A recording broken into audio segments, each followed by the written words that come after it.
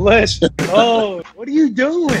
Chilling, man. How you doing? The boys were back together. I'm just so curious to learn about the story of RG3. I knew you were a beast in college. When you came to Nebraska, you ran all over us. The lowest point for me was probably also the highest point, which was in 2017. You can never complain about spending time with your family. Was it like the competitive pride to want to go back in and play? I wouldn't have gone back into that playoff game, but you don't know what you don't know at that time. It's tough to go from being the face of that franchise, face of the league. 2015, I didn't play a snap.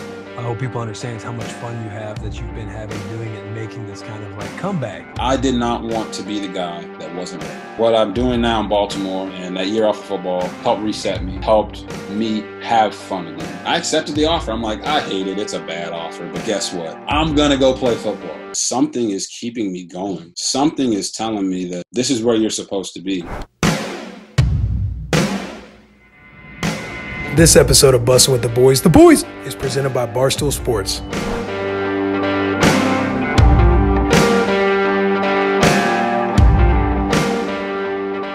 are you doing? Chilling, man. How you doing? Good, bro. Look, it's the boys were back together. Yeah, we're back together. Look at you, man. Looking at you. I haven't seen you like talking to you since you got the new teeth, man. You look incredible.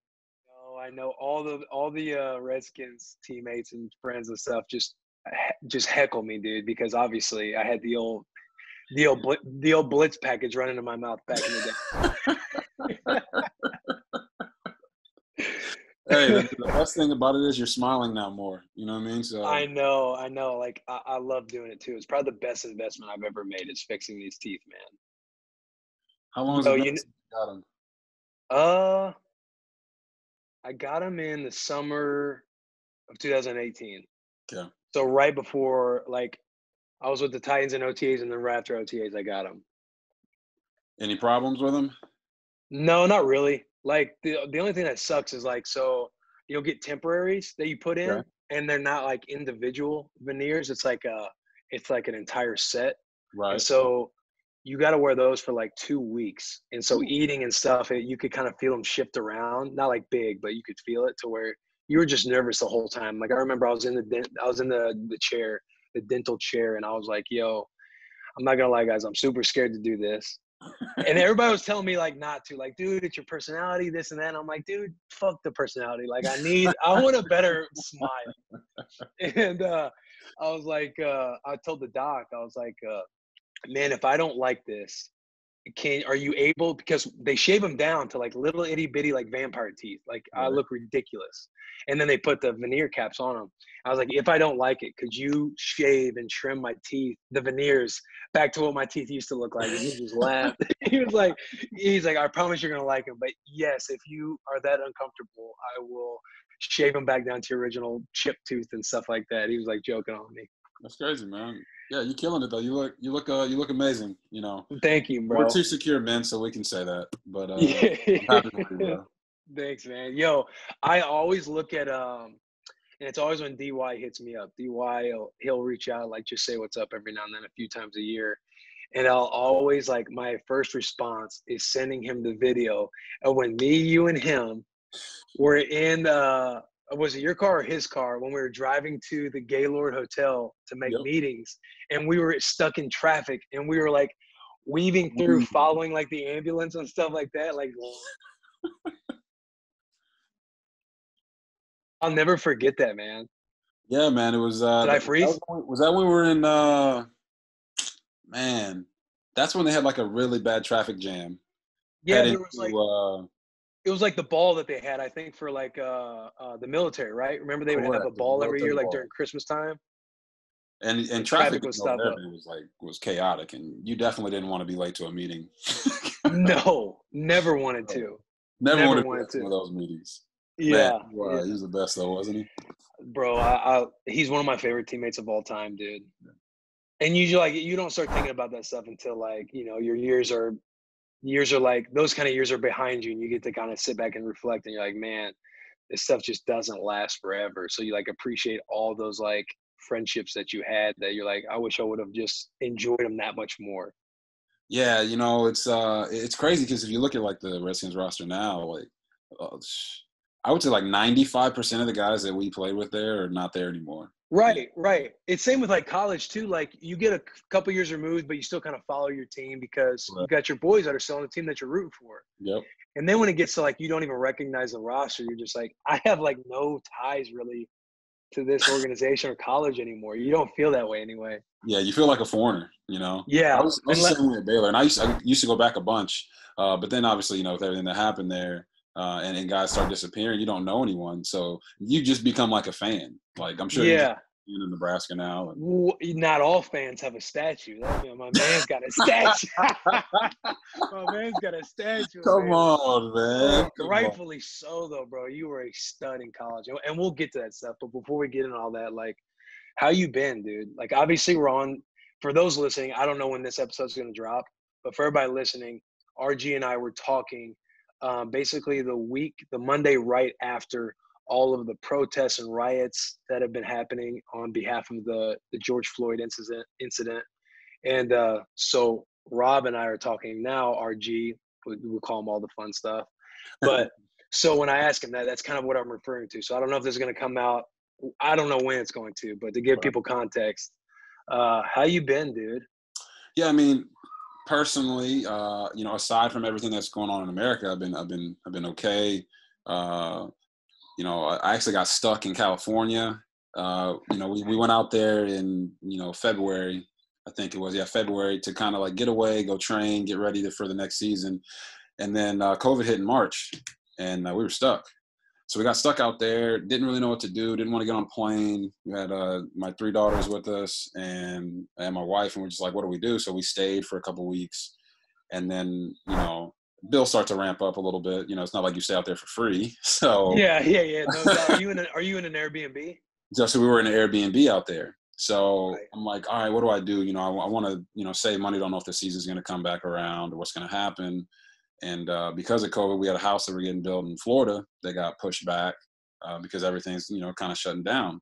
Right. So we drove from California, from LA all the way to Texas. And really? Yeah, I was able to get my mom a house, you know, blessed enough to buy my mom a house out here in Arlington. And so we drove out here, and 18 hours on the road. Ooh. Yeah, road trip. It was great, beautiful scenery, you know, seeing the mountains and all that stuff from California all the way to Texas. But it's just been a stressful time, like not knowing what's going on. And, you know, with everything that's going on now with the protests and the, you know, fight for equality and the George Floyd murder, it's just like the world is just in chaos right now, man. It's bro, I know, man. It just sucks. Like I've had conversations over the weekend, and you know how it is. Like they're just like lengthy conversations, and just ultimately like it just sucks. You know what I mean? Like you reach out to like your friends, and you're trying to like check on like me, like checking on like your black teammates or black friends and stuff like that. You're just kind of trying to get a feel for what is in everybody's head. And I'm careful to like say stuff because you know how people can just grab and just take anything out of context these days. Yeah. And it's just unfortunate, man. Like I hate it. And then on top of it, like all this stuff's going on. It's like, yo, the pandemic, like where are we at the pandemic? Yeah, like everyone, like you see some good protesting going on, you see bad stuff too, and it's like, yo, hey, what? It's the pandemic is still going on too.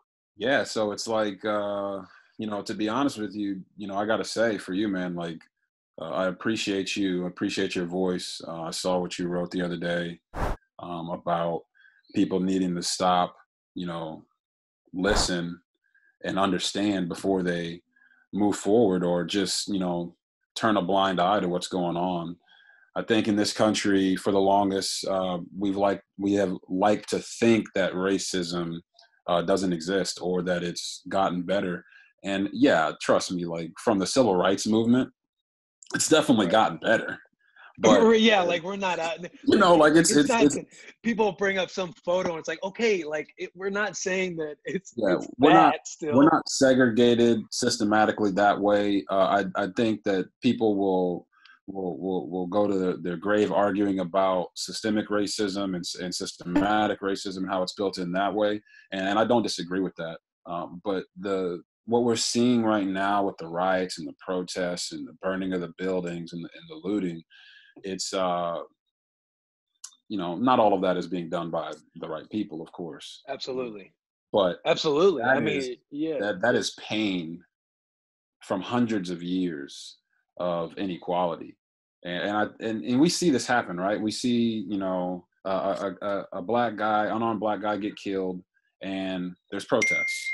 And then it just feels like, a couple weeks later, it's all back to normal, right? It's no one's talking about it. No one's doing anything about it. No one's coming up with a solution. So to see this one linger the way that it has and turn into what it has, it kind of feels like this is the opportunity to try to actually implement significant change. And it's going to take time, right? It's going to take time. People are going to have to vote. We're going to have to try to take down the system by voting in the right people. But it's going to take people like yourself who aren't afraid to speak up publicly. And it's not just doing it one time. It's not just doing it for your brand or to look good. So they can't say you didn't say something. You know what I mean? But some brands aren't saying anything because they're nervous about what the ownership might say. Hey, like, stay out of this sticky stuff. Exactly. You know what I'm saying? And they've always preached that. When we came in when you came in as a rookie, I came in the league as a rookie. They're like, hey, don't talk about race, religion, or politics. Don't put yourself out there with issues that can be deemed, like you're going to scorch the earth, right? And this is a moment where you've seen more athletes speak up and talk about it. You've seen more white athletes speak up and talk about it. And, I have my feelings. Some I feel are genuine. Some I don't feel are genuine. But at the end of the day, we need everybody to try to march together to get to a point where we can figure something out. Because I don't have the answers. I don't know what's going to make it. I know. And that's what's so frustrating and heartbreaking. You just don't know. But saying something about it can help. And we need everybody for that. Right, because so after I wrote my blog piece, and I'm stoked. I'm fired up that people liked it and shared it, and it did what it did. And when I wrote it, I'm like, I hadn't seen. This isn't certain, but I hadn't seen anything written on Barstool yet about it. So I was like, I wonder if I write this, if it's going to be able to be actually submitted. You know what I mean? Because I hadn't seen anything yet. Right. And fortunately, Erica, the CEO, and Dave, and everybody's reaching out, talking about how well written it was, and then obviously teammates and people that I'm peers with and stuff reaching out, and it's all that happens, and then I sit back and I'm like, okay, well, like you were saying earlier, it can't just be a one-time thing, and I'm thinking in my mind all right, well, what can I do next? Because again, it's also hard. First of all, it's definitely needed for more white people to speak up about it. And it's not speaking up in a way that the facts and answers. But I want to say everyone I've listened to or I have a conversation with, Black, Hispanic, just any minority, it's acknowledge that it's happening. Correct. They want to be heard. So acknowledge that you have privilege. Even if that might rub you the wrong way, sometimes I was talking to my fiance, she's half Filipino, and she's like sometimes when privilege is brought up to me, I get a little shunned by it because I know my upbringing in my own community. Now having all this and reflecting more, knowing my community is white and just knowing okay, even though I wasn't privileged in my own white community, that doesn't mean I don't have this white privilege myself. She does a good job explaining a lot of stuff to me. But the things is acknowledging your privilege, acknowledging that you're hearing what's happening, and giving a shit, using your platform in whatever way possible, and just letting people, and I hate saying them, you got to let Black people know, I hate about it. And however you can say it, go about it, you got to do it in a genuine fashion, and also be careful because you can't get taken out of context as well. So it's difficult, but it is, man. It's good to see a lot more people speaking out. And me, I can admit that I can be guilty of not if a murder happens, how white people, I hate saying that, just people in general. I know people in general. Yeah, I know you're not going to take me out of context, but you have a pod, and so you got to be careful. It's you know what I'm saying? It's people can be like, you see a scene happen and you're like, listen, let's get all the facts. Like, just because there's a very angry community doesn't mean like this is exactly what happened. And so you'll want to wait on more facts. Like, to me, this situation is as obvious and as clear cut of a situation that you can use as an example. It's like, listen, guys, this camera was on for over 2 minutes, and it's clearly wrong. Like, I was talking to my boy, Blas, shout out Blas, who's Hispanic, and he's in law enforcement. He's like, there's nowhere in our teaching to where, you know, it's on somebody's neck. It's, you know, around their belt or their chest or something like that. But it's like this situation kind of helps. I feel like, you know, more people, white, everyone, look at a situation and see what the Black community has been wanting to be seen forever. Yeah, that makes sense. If I explain that in my very white privilege, I'm saying all this stuff, guys, in my very white way. That was my thought. Yeah, I feel like you know, when I've talked to my white teammates recently, it's like, hey, what can we do, right? And like you're at a loss for words, right? You don't know what you can do. Yeah. But I know that you can speak up about it, and you know, they're like, hey, we're willing to talk with you and brainstorm and figure out things to do. And I feel like the beginning point is speaking up. You have to say something. Right. And then once you do that, then it's like, hey man, if you're in your own little circle and you hear something, right, that just shouldn't be said, or a viewpoint that someone shouldn't have on certain things when it comes to equality, you have to step up then, right? Because whether it's racism or just, you know, a superiority complex or whatever it may be, that stuff is taught. That's not, you know, you're not born with that, right? You see a Black kid and a white kid in the same area, they're going to love on each other because that's what they know, right? But as they get older or whatever happens, that stuff is built in and it's taught for someone to, you know, not like someone of another color or think that person is inferior to them. And I think that's a big part of everything that's been going on. No one knows what to do, right? I know. And a lot of people want to help, but they don't know how to help. And I just can't stress enough that this is not a political issue. You know what I mean? I know. People, and I hate when it starts to get muddy there. All right. People want to turn it into a political issue. It's not a political issue. This is a human rights issue. If you're a believer, right? If you're a Christian believer, this is do unto others as you want them to do unto you. And I agree with you. This George Floyd one is like so egregious that I think that's why you see some of the chaos that you see, right? In other situations, you know, I don't agree with it, but they'll say, hey, well, they shouldn't have done this. They shouldn't have done that. They shouldn't have done this. But this one for all people, it's just like, oh my gosh, what? It's the most obvious one. It's what is going on here? And this is something that I've dealt with my whole life. We've had these conversations before, like about just inequality or opportunity or whatever it may be. But you don't want to, you know, when I got 3 daughters, and you know, one day I pray to have a son. I don't want them to have to grow up in a world like this, right? And you can say, well, this is the greatest country in the world, and we have the most freedom, and we do all these things, and yeah, I'm very, you know, I know those things, right? My parents served in the military. I know the freedoms that we have and what we fight for, but did we really fight for this? You know, did our nation is founded on, you know, liberty and justice for all. Right. And our original sin, the original sin of America, is injustice. It's the original sin. We have to get over that. How do we do it? I have no idea. But I know that if I can get you, all my other non-Black teammates, all my Black teammates, the community, and we can all do this together, there's a better chance. As opposed to what has typically happened is if it doesn't affect you, you just turn the other cheek. You say, oh, well, that doesn't really bother. It bothers me, but it doesn't affect my life. So I'm just not going to say anything. I don't want to hurt my brand. I don't want to lose some fans. I don't want to, you know, get fired, you know, for whatever reason, for taking a stand on something. But I think this is the time. I think this is the time for everyone to take that stand and take that risk, because it's just not okay. It's 2020, man. Like, you remember when we're in the 90s, we're watching movies and they're talking about like flying cars and all these different things in the future.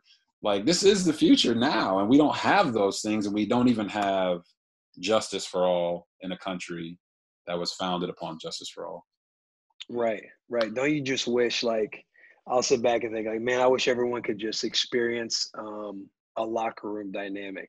Yeah. Like when you're on a team, I know we're very fortunate to have been in locker rooms, because my own story, it's like I grew up in Bonne Terre, Missouri. That is, like you read, 99% white. And a lot of people don't necessarily leave that bubble. Like St. Louis was the closest city, an hour away. So we're in small town USA. Right. You know what I'm saying? And for me, I would have never really known or understood any of this had I not been in the Nebraska locker room, had the roommates that I've had, been in the Redskins locker room, Raiders locker room, Titans locker room, all that stuff. And just to think that, like, had I never experienced that, I would, more than likely be around my Bonne Terre upbringing. Not that it was bad or negative, but you have some of those people and they have access to this huge platform like social media. And that's where a lot of stuff can get muddy, because people just, I say the word ignorant carefully. I'm not calling people ignorant, but you're ignorant to like what's truly all like out there happening all the time in all these different communities and stuff. And it just gets really muddy when you have a platform like social media to sit and kind of ultimately get to arguing. You know how it goes. Like now some of it gets made into a political issue, and it's like, back to reeling it in, it's like a humanity issue. Correct. And I just wish everyone could be in a locker room like us, you know what I mean? And be around the dynamics we get to be around. Right. Because you create such strong bonds that, you hate seeing what's happening out there right now. Yeah, and I'm with you. Like the locker room is like such a special place. It's so special. It's crazy. Like most guys when they retire, right? Like most guys don't miss training camp. They don't miss practicing and lifting, but they miss that bond of being in the locker room. And yes. And I was listening to one of our coaches today as he was talking, and he said that, football for him, he grew up in the segregation times, but football for him and sports for him was a place where he didn't feel that hatred, right? Those white people back then or non-black people back then felt a certain type of bond because they were all in it for a common goal, right? To win, right? If I go play basketball and I got four white guys on my team, the stereotype is that all of them can shoot, right? But it doesn't matter. Hey, right? Defense, and shoot. Yeah, that doesn't matter. The point is that me and those other four guys, we're all trying to win that game.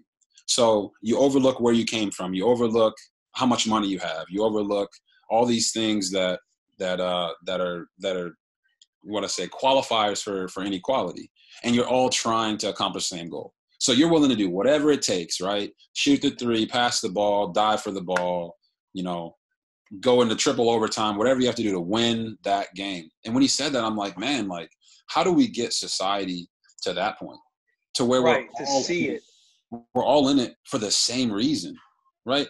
People are going to have their own views on wealth, right? And who has all the wealth, who doesn't have all the wealth, and earning potential, and this, and taxes, whatever. Those are all political issues.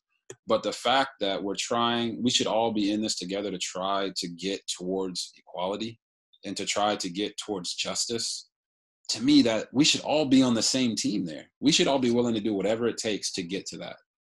Right. Equality doesn't mean that me and you have the same amount of money. It means that me and you have the same opportunity, right? Now, as an athlete, that's not always the case, right? I was drafted. You weren't drafted, but our conversation that one day, right. But yeah. You still have in football terms, your skill determined your opportunity, right? My skill determined my opportunity in that position. Now, is there inequality and injustice in sports? Yes, there is, but is it anywhere to the level of the everyday person? Not even close. So how do we get society to join on the same team and do things, march together, right? I see all these protests and I'm like, yo, man, that's awesome, because it's not just black people, right? Oh, I know. It's not just white people. It's not just Asian Americans. It's not just Mexican Americans. It's everybody. Right. That's what we need. How do we get that? And then take that and obviously go vote and try to tear down the system that's in place right now. How do you do that? I don't know, Right. but I know we can do it. But one thing that jumped out to me when researching your background was that you were born in Japan.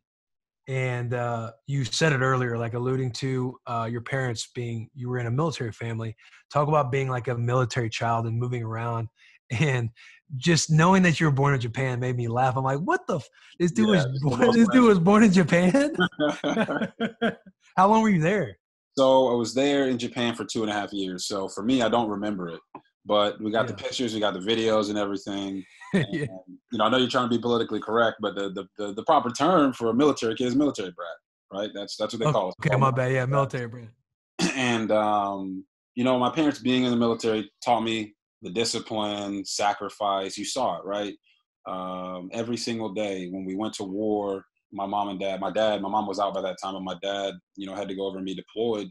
And I saw a lot of my friends, parents, and, aunts and uncles not come back because of that. So it was really tough growing up as a military brat, having to move around. But like I said, the things it teaches you, how to, gel in different groups, right? Yeah. So in Japan, obviously, that's a pretty, diverse group. I'm on a military base, so it's not like I'm right. Yeah, no, I feel you. We're on a military base. You got people of color, you got white people, you got Asian people, and we moved a bunch. I moved early on, moved to Colorado. I lived in Alabama, lived in New Orleans, Louisiana, but I was lucky enough to settle in Copperas Cove, Texas before first grade. And I went through my whole schooling in that same city. So that's nice. That was a blessing, because usually I had a lot of friends move away. Right. And the one thing you hate is when you move away junior high school time. And you're just starting, you got that. Yeah. Because you got to sports is such a big, most sports are team sports. So most of them are really big on camaraderie, and you don't want to be the new kid who comes in as a sophomore to high school. And now you got to, oh man, the coach's son is the quarterback, and no, you don't want to do that. So I was blessed enough to go through that whole time. And, to this day, high school football is probably still the most fun I've ever had in my life, because bro, it's the purest game.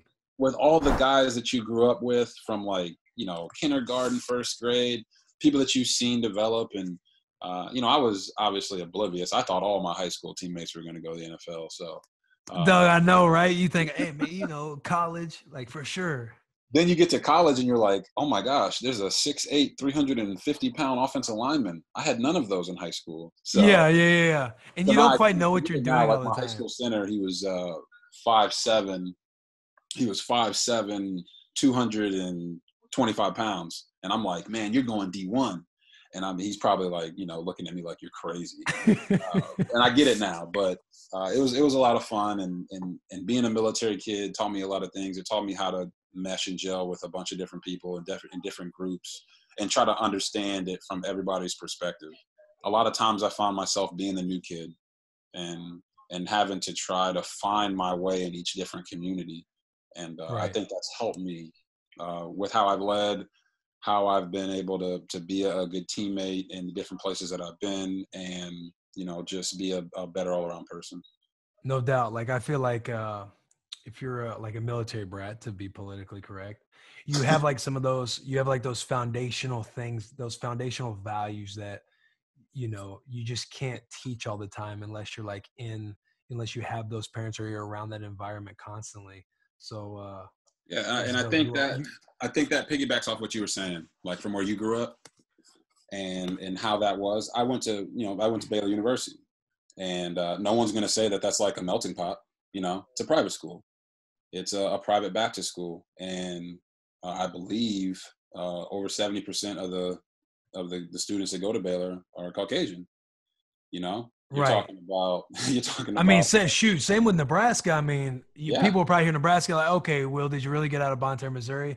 And it's I guess I'm thinking in locker room terms. Correct. You know what I'm saying? In your locker room, you got dudes from Florida, Cali, New York, all over. Yeah, and sports is like the equalizer.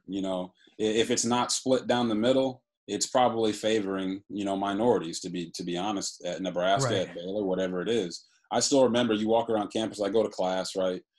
There might be, if it's a small class, say like, 30, 40 kids, there might be 5 black people in college.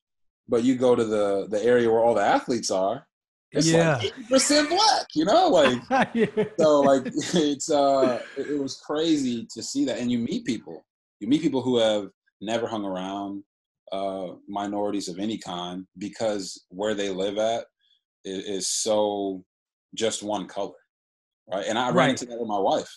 My wife's from Estonia, and they don't have any black people. Where's Estonia at? Estonia, exactly. Hey, I don't care, man. I'm not ashamed. Like, hey, hang on, wait a minute. Estonia is in the Baltics, so Norway, Latvia. Okay. It's and I say this one last because don't ever say this to an Estonian, but okay. Russia, they're right next to Russia, and Estonians and Russians don't really get along because Russia has conquered Estonia a couple times. So just for anyone out there, don't ever call my wife Russian. Don't ever. Yeah. So that's kind of like Russian then, huh? Like, no, don't say that. So, but I ran into it with her. Like, there's no black people. She didn't grow up with that those types of people in her life every day. But she came over to the United States for college. Went to Florida State. She went to Tallahassee, Florida, which is one of the blackest places in all of America. Yeah. So she got a crash course on Black history by going to college, and it's opened her eyes because from what she saw back at home to what she sees now in America, to her it's obvious that there's racism here. But to the people who are here all the time, they're like, no, that's not that. He was resisting. There was this, there was that. But her, it's like that. There's no excuse for it. And I think that, there's nothing wrong with the fact that where you grew up.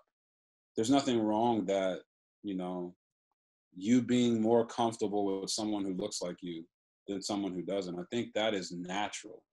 I think where the problem comes in is when people are uncomfortable with someone based off a stereotype and they use that against them in a way that diminishes their ability to either make a living or just walk around freely, I don't want to be afraid to go on a jog. I heard you talking about it with the man who got gunned down for going on a jog, and they're like, oh, well, he was looking in a unbuilt house before he got gunned down. Yeah. It's like, and right, who hasn't done that? Right. This house here for my mom, there's houses that are being built. It's a new build community. And we've gone in those houses and looked at them that aren't finished. Does that mean that now if I go jog a little bit, I should get gunned down?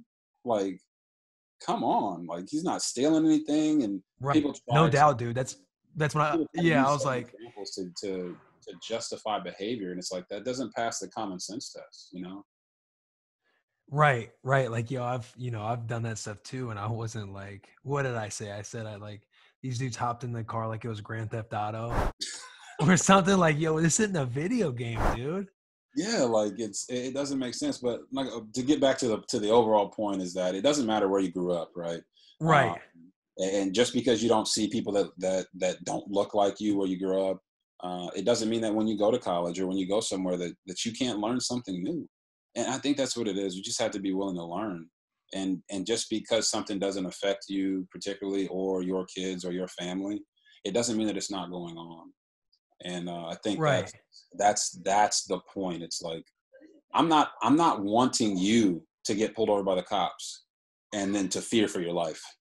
I don't want you to feel that. I don't want you to feel that fear. I'm not saying that you deserve that. I'm saying that people that look like me don't deserve that. Can you at least agree with that? Can you at least help me move forward some type of agenda to get that to be eliminated? And I think that's a big part of it.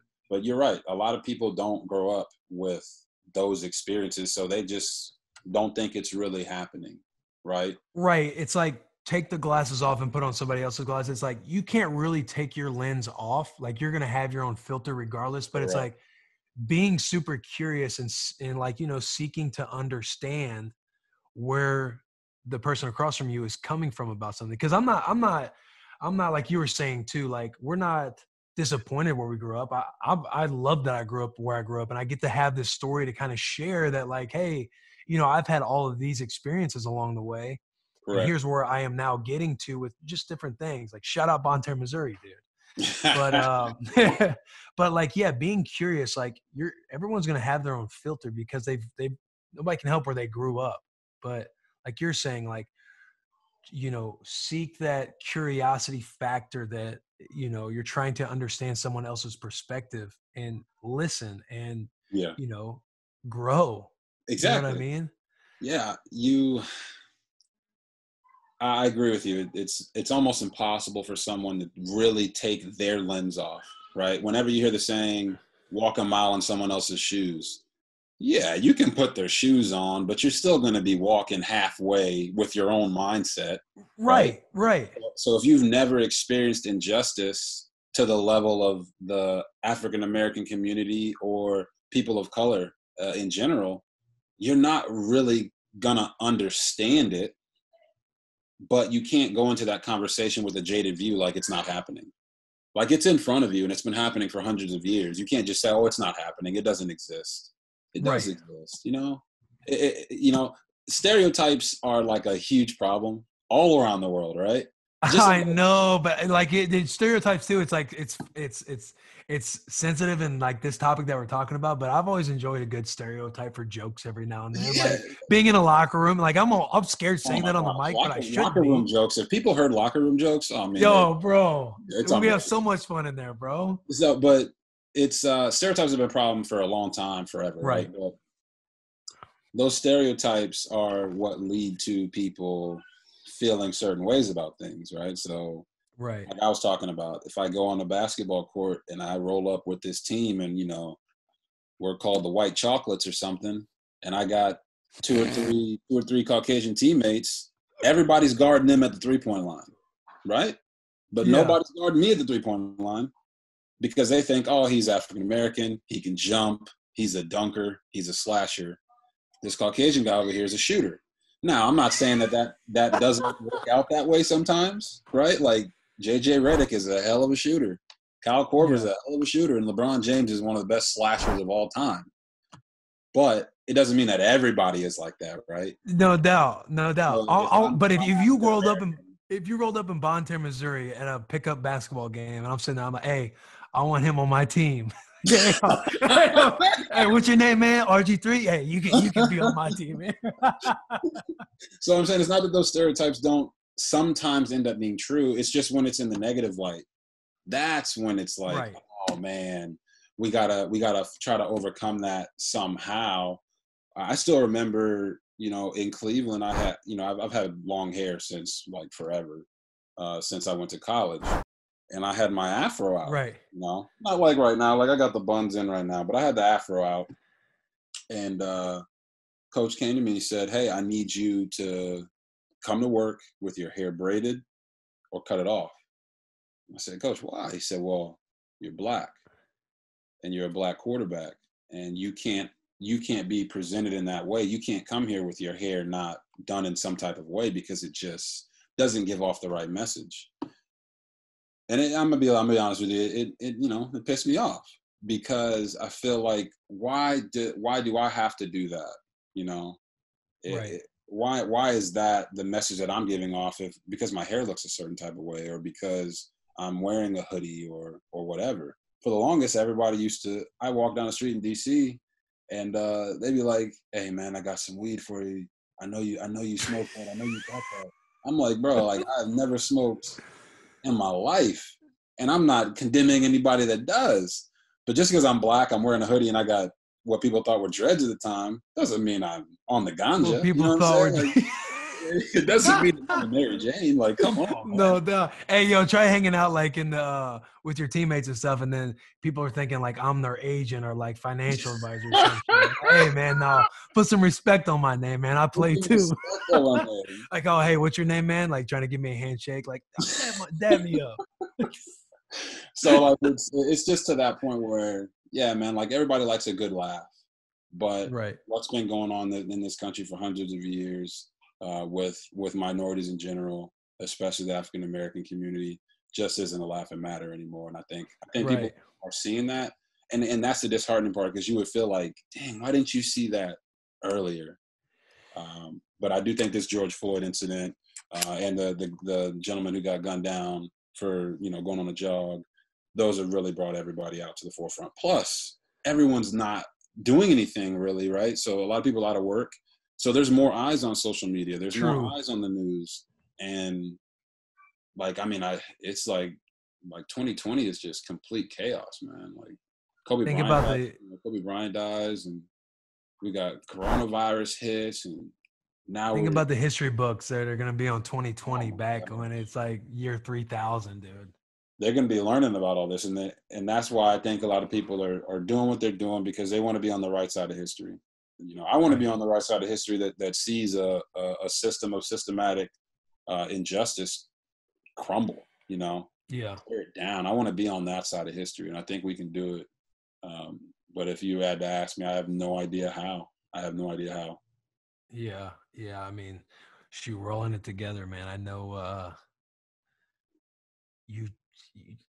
it's like you sit, it's like how that happens right there. You sit and you say something, you just start thinking, and you're just like, man, like how does that kind of stuff happen? And you just, if anything, try to stay optimistic. And when you can find opportunity to, do something yourself, like hopefully everyone takes that choice, chooses the right choice, makes the right decision to just like, hey, be a good person. Yeah. It's like there was this, I can't remember, I don't know if the show's still on, but there was like the show, What Would You Do?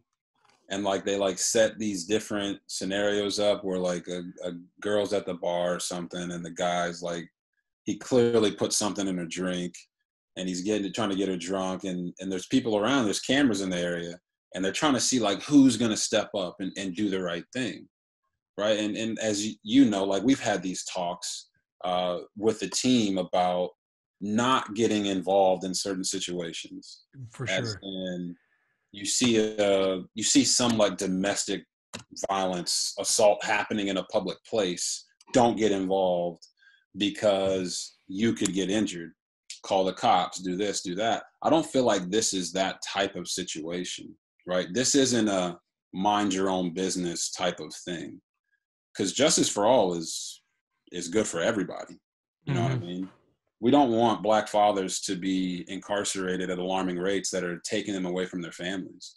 You know what I mean? We don't want Black fathers being, murdered.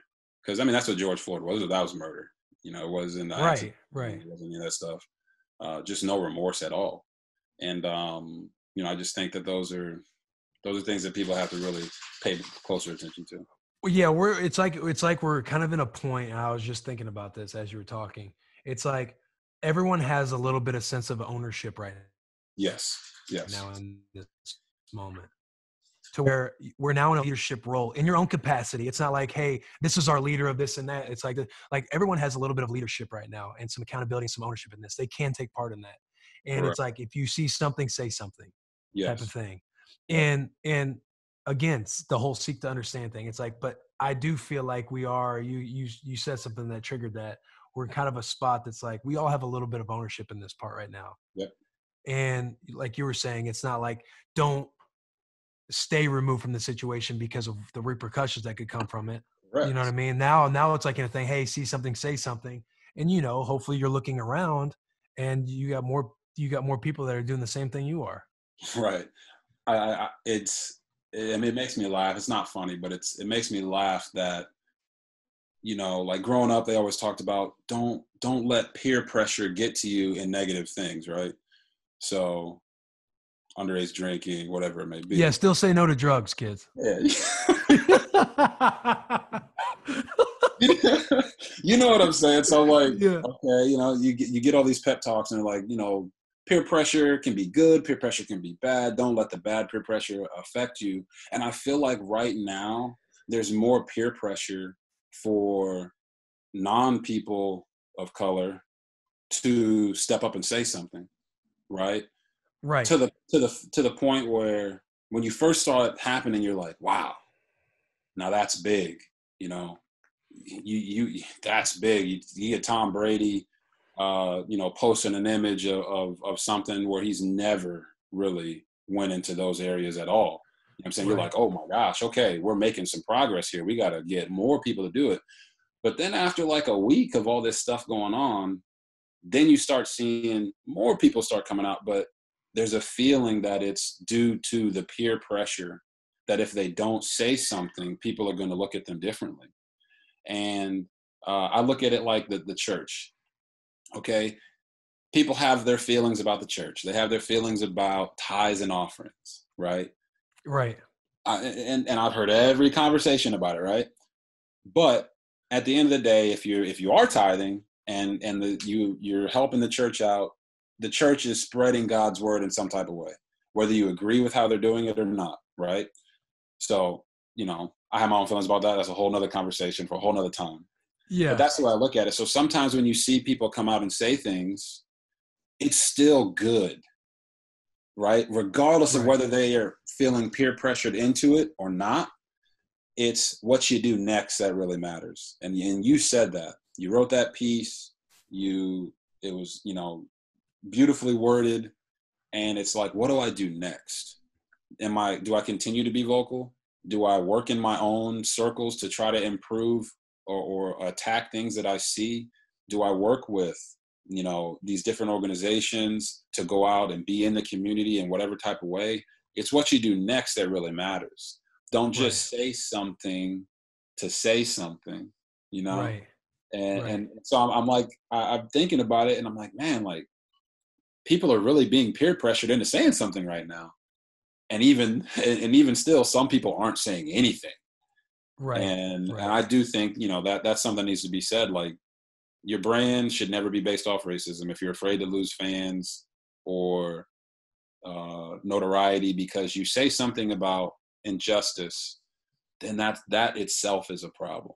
And I think that's where America is right now. We're realizing, man, I was reluctant to say something at first because I'm like, damn, in my position, I don't need to be, in my current position, I don't need to be controversial. What I mean? I understand that. I understand why certain guys disappear from the league when they were young because they're controversial. I don't need to be controversial, but I don't think that, standing up for equality in this moment is controversial. I think it's right. And you can also like, even with what I wrote, I feel like there's a place where you don't have to intentionally try and be controversial to get a message across. Correct. Like you can kind of stand alone. That's outside of say, your football brand and stuff like that, and still do it in a way that's like makes sense and is genuine and comes off like, like we're kind of saying like, we don't know the answers, but you can start having conversations and doing it in a spot from empathy, seeking understanding, all that stuff. It's just you don't have to force yourself into some controversial spot. Like you can do it with some, I don't know, the only word that's coming to my head is I guess elegance, which sounds a little weird. You don't want to, you don't have to force yourself to do something or say something because it's going to look good, or or don't say something because it's not going to look good. And I think that's where we've been for most of the time. But I now think guys are starting to say things because I do think they actually genuinely care. And then, on the other side of it, there's always going to be, just like the riots and the protests, there's always going to be those who aren't doing it for the right reasons. Similar to people who have been out there, not even protesting. They're just spray painting stuff. They're just like, you can see people sitting at home, hey, we got this movement going on. Like, let's go get back at the cops in the city for what they've done to us. And they're just out there tearing shit up. Tearing stuff up. So, I think things are going to move in the right direction. I don't want anything else to be like destroyed or people to lose out on money or anything. But I definitely do think the system does need to be destroyed. Yeah. And then we'll see. Well, I can't have RG on and not talk about some ball because you have an interesting story. You do. You have an interesting journey. I know from my own experience with RG3, for everybody listening, when I was undrafted and my first interaction in the building, because I can vividly fucking remember this, and I was hype. is I'm an undrafted cat, go in, you know, I had what I had going on. And RG comes out the elevator. You were on the bottom of the player floor. You came out the elevator and we were about to go out to the rookie mini camp. And you just stuck out your fist and you're like, hey, good luck out there, man. And I remember dapping you up and like walking by you, and I was thinking to myself, like, yo, that is RG3. And this was after your rookie year, you know what I mean? Like, right. This is what, you know, hey, that was RG3 who just dapped me up. And you go from having an insane, and I'm going to let you talk about it because Right. you're going to give me some education on it too, because I'm very curious. And you went from being the face of the Redskins, and I was there when it was kind of filtering down, like I was trying to come up in my way. I'm going to let you talk about it. Right. And you go off the Redskins, and then you were a year free agent right after the Skins, or did you go somewhere else first and then you were free agent? I went somewhere first. I went to Cleveland in 16, and then I was out in 17. That's right. And you spent the whole year off. Yeah, whole year off, and still working on your craft. I'm talking like your military. Footballs with palm trees. Yeah, I saw your videos, and you kept at it. Like you persevered through, you know, a lot of adversity that you went through in that middle part of your career, and to revamp it, relight it, reignite it in Baltimore. And it seems like you're having a hell of a time out there. And I always get stoked when you get out there and it just looks like you're having so much fun playing again. Right. And I'm just so curious to learn about the story of RG3 a little bit. Right. And to walk me through the beginning too, because I was on your Wikipedia page and seeing all your accolades. Like I knew you were a beast in college because Nebraska played against Baylor. One year you were out because I think you had a knee injury going on. Yeah. Yeah. When you came to Nebraska, you ran all over us. Yeah, that was which I'm sure our stadium was probably your favorite of all time. Free shout out, go Big Red. But I remember people being like, "Yo, who in the hell is this dude?" And it's like, you know, he was like, you were like #1 in America or the world for like hurdling, and you were like, you're a world class track athlete as well at this time. Then you go from first round pick, Heisman Trophy winner. You got accolades, list. Offensive Rookie of the Year, yep. Playoff game, taking the Skins of the playoffs. Where you know. And then your knee happens. Like, yeah. Talk about your story for me a little bit, and talk about going into the Redskins your rookie year. Talk about your rookie year. Yeah. So, I mean, the grand scheme of it all has just been an amazing story, a testimony that I would love to share in some type of capacity when it's all said and done. Will on the bus. Yeah, on the bus. On the bus, dude. Whether it's you know, on here with you guys in a book somehow, some way, because I think it's just been an eye-opening experience. So, you know, first I would say that when I came into the league, I'm not a kid who has an NFL pedigree, right? I don't have I didn't have a dad who played or an uncle who played or you know, a grandfather who played in the league. So everything was new to me, and it was riding off of the success that we had at Baylor, and came in as a rookie. So when I came in as a rookie, it was, you know, just trying to prove to everybody that like I was worth everything they gave up. I didn't ask them to give that stuff up, but I wanted to prove. Well, yeah, but you're I mean, just to give people perspective, like you're saying it now, like you're explaining it, but you're what? How old are you? At that time, I think I was 20. I was 22 years old. 22 years old, face of a franchise. You're your top 5 pick. Like, I mean, I get it, dude. Like, you're a kid coming in, and you're trying to prove everybody, like, yo, I'm the man.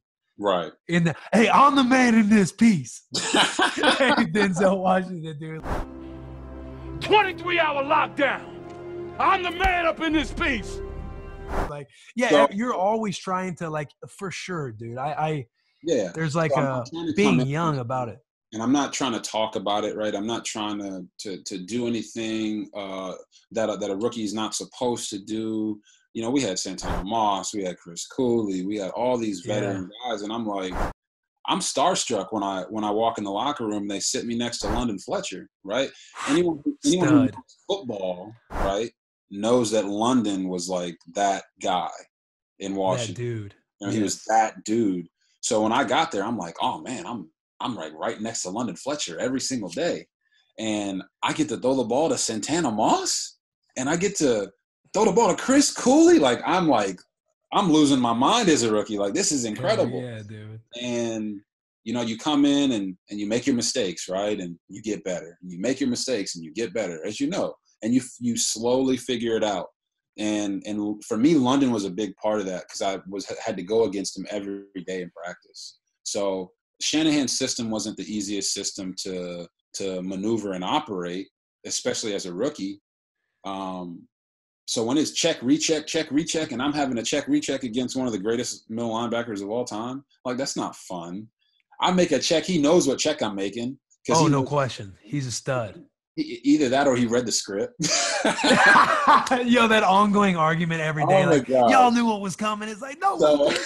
So we recheck, and I'm like, okay, well, it's cover 0. I make the check. And London's like, check to cover 2.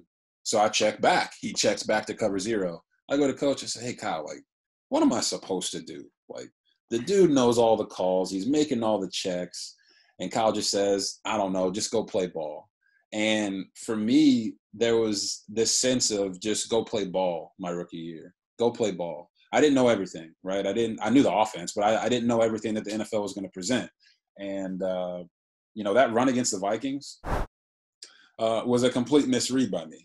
That touchdown run my rookie year, the 76-yard or whatever it was a misread by me. I saw the 2 backers in the middle of the formation, and I thought I was getting, some type of cover 0 or that I was going to be hot. So I had to make a decision, either throw the ball hot or run, and I decided to run, and everybody was blocked. I remember vividly because I think it was Evan Royster. It might have been the running back. Oh yeah. And it was It was your typical double-A blitz, which I know now. It was a double-A blitz, and they didn't bring anyone extra. They didn't bring a DB or a safety from either side, and everybody got blocked. So the defense was like kind of shocked that I took off running because they're thinking, oh, it's 3rd and like 5 or 6 or 7. He's going to throw the ball.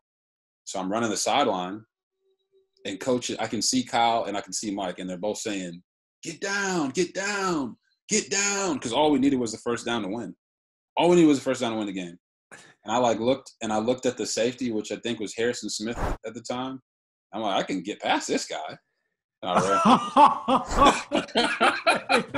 Saw a white guy in uniform. Hey, I'm dusting his ass. I said, I think I can outrun him. I outran him, and then I scored the touchdown, and like the rest is history. But it was like little things like that were happening my rookie year. And slowly but surely, I was winning over the guys in the locker room because of the play on the field and because of, just the hard work. When you came in, you came in Shanahan's second year or my second year, or? Yeah, I came in the year you were rehabbing to get your knee back right. Correct. So I came the year after your guys's you guys had, I think, a hell of a year coming back, bringing them to the playoffs. I came the year where it was bad. Shanahan's last year. So you remember when we came back in 2013, everyone's like, oh man, these guys went to the playoffs last year. It's going to be a great year. We're going to do this. We're going to do that. We're going to do this. And we came out and we were flat, right? I remember vividly in 2013, it was like almost every game we came out, and like first, second quarter, it was 21-0, 14-0. And we were fighting from behind every single game. I remember the Packers, I don't know if you remember that Packers game. DY had like a super long touchdown, like a 60 or 70 catch out of the backfield. But we were down like 28-0 by like midway through the second quarter, something like that. Right. And it didn't click for us that year. And I know why it didn't click. It didn't click because our chemistry wasn't the same. There too much turmoil happened from the time when we won the playoff, when we got to the playoff game, and by the start of the next season, that whole offseason was chaotic. And why was it chaotic? I don't know if you remember this because you weren't on the team yet, but my injury caused a lot of turmoil. Yes, I mean you were from my understanding, you were the face. Yeah. And you had question marks playing that game, correct? Correct, I did. And there was, I mean, I don't know. There were, from what I had heard, there were decisions and stuff that were happening on actual game day even. Yeah. So, like I said, I don't want to dive too much into it, but there was a lot of turmoil around my injury. I got hurt against the Ravens, which is, kind of ironic, but I know, right? I got hurt against the Ravens. I sat out a game against the Browns, and then I came back against Philly. And I played the rest of that year, but, everybody knew I was compromised. If you could go back, would you have played that game, that playoff game? If I went back, I wouldn't have gone back in. I was okay in the beginning of the game, and we jumped out to, I think, a 14-0 lead. Mm-hmm. And then I re-injured my knee. Just like I was rolling to the sideline, I threw, my knee buckled. Something happened. When you're already compromised, it's like the weirdest stuff happens that can right, make for sure. Re-injure something. So, and you already kind of fall to the ground in a way. You're just like, hey, RG, my man. Exactly. Fall to the ground gracefully. I'm sure all of Redskins Nation is like, when they hear this, they're going to be like, oh, man, I knew he shouldn't have went back in. Yeah, I should. If I could go back and do it again, I wouldn't have gone back into the playoff game. But hindsight's 20/20, right? For sure. I'm like watching this documentary, about, Lance Armstrong, right? And he's saying, yeah, I wouldn't do anything different. I'm like, bro, come on. Like, yeah, like, you wouldn't do anything different? Like anything? Yeah. So, I mean, I think to being honest with yourself, and I think that's a big part of it. Like, you learn that over the course of your career. You just got to be honest with yourself. I wouldn't have gone back into that playoff game, but you don't know what you don't know at that time. If I hadn't gone back in then, maybe I would have. Maybe I'd still be in Washington. I don't know. If I hadn't come back from the injury in 2013 prematurely, maybe I'd still be in Washington. But I don't hold on to those things anymore because it's all part of the journey. And now I can I can take that experience and give it to other guys. But that's why I think our chemistry was off. There was a ton of turmoil between that. Mike was being torn apart in the media. I tried to come to his defense, but no one was listening at that time. They just felt like he should have taken the responsibility and taken me out of the game. And as you know, it's not like, that team was like the most organized team of all time. I try to say that with the utmost respect. You know what I'm saying? Like, I'm not out here to try to tear anybody down or tear any other organizations down. I'm just trying to do the best I can do right now for the Baltimore Ravens. So that turmoil affected our whole locker room.